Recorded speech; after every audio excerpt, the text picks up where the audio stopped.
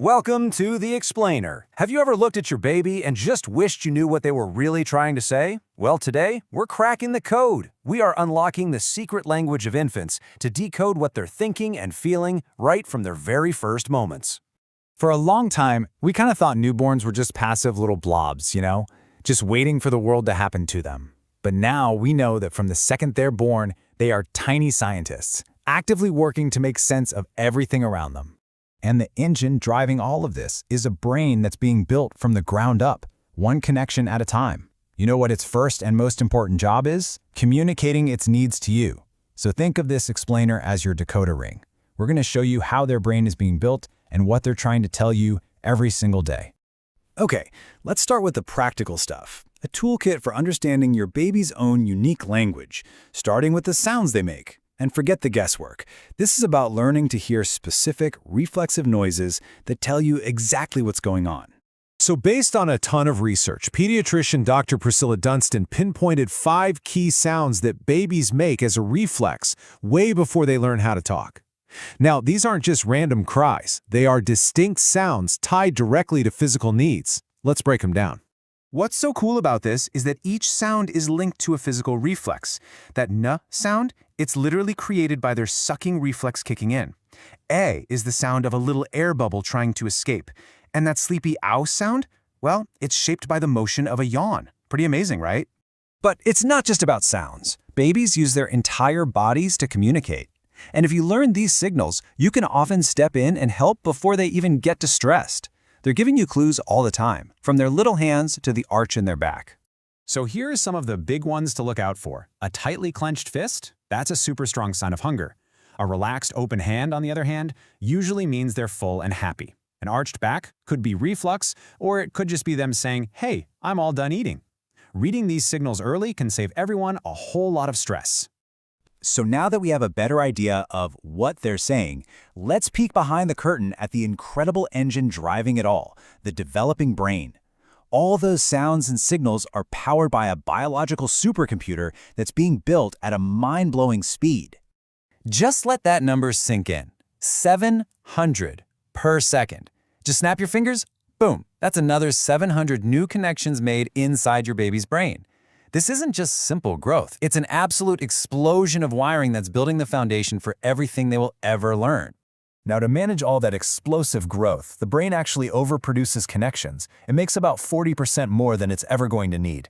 And then, through this process called synaptic pruning, it trims away the pathways that aren't being used. I love the garden analogy. It's like a gardener carefully pruning a bush to make the important branches stronger. It is literally a use-it-or-lose-it system on a microscopic scale. So here's the really crucial takeaway. Those early experiences are physically shaping the architecture of the brain. The connections that get reinforced through interaction, through touch, through your voice, those become stronger and more permanent. And the ones that don't, they just fade away. And at the exact same time, there's another amazing process happening called myelination. It's basically insulating all those active pathways, kind of like the rubber coating on an electrical wire.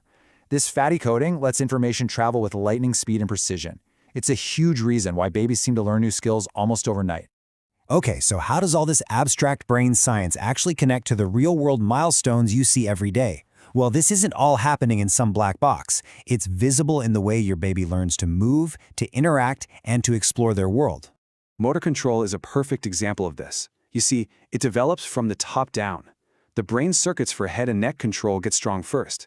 Then, once that foundation is solid, control moves down to the torso so they can sit up, and finally, it goes all the way down to the legs for walking.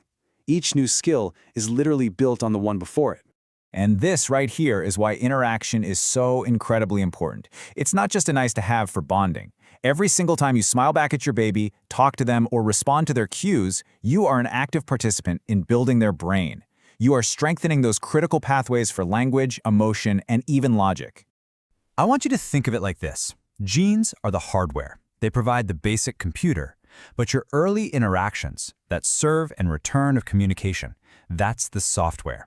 These simple back-and-forth exchanges where they serve a cue and you return a response are what program that computer for a lifetime. All right, let's use all this science to bust a few common myths and help you feel even more confident in what you're doing. There's so much advice out there, but the science is actually really clear on a few key things. Okay, the big one. The idea that you can spoil a baby by responding to them too much. The science shows the exact opposite is true. Responsive care doesn't create a dependent baby, it builds the secure foundation of trust that they need to become independent later. And that other myth, that babies need to get used to sleeping through noise? Well, just like us, they sleep best in cool, dark, quiet places where their brains can get that truly deep, restorative rest. And just a quick practical note, be really cautious with equipment like walkers and jumpers. These gadgets often put babies into positions that their bodies just aren't ready for yet, and it can actually interfere with their natural development. You know what they really need? You. And lots of time to just move freely and explore on the floor. So if there's one thing to take away from all of this, it's this. You don't need a bunch of fancy gadgets or a strict rulebook. You are the architect. The single most powerful tool for building a brilliant, healthy, and happy brain is your loving, responsive presence.